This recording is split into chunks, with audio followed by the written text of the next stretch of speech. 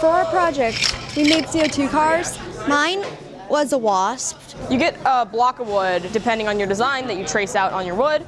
You can cut it out with bandsaws and any of the other saws, like scroll saws. He showed us how to use every of the heavy machineries and how to use like Dremels to cut the axles to the right sizes. And then they can kind of turn it into all kinds of different shapes, paint it however they want, to kind of study the fields of intro to woodworking, because it gets them using all the tools we have. They learn about like power and energy a little bit in terms of mass, and also some aerodynamics. It's a very fun project because it allows the kids to be really creative with their approach. Some people chose for speed, some people chose for design. Making it fun was just pretty much every day. Have fun, work with your hands, and it's one of my favorite classes. This track that we have allows them to actually race the cars. Introductory project would be kind of hard if we didn't have like the CO2 track. Thank you so much for the new track. It makes racing so much more enjoyable. We can always make the cars, but if we can't race them, you know, what's really the point?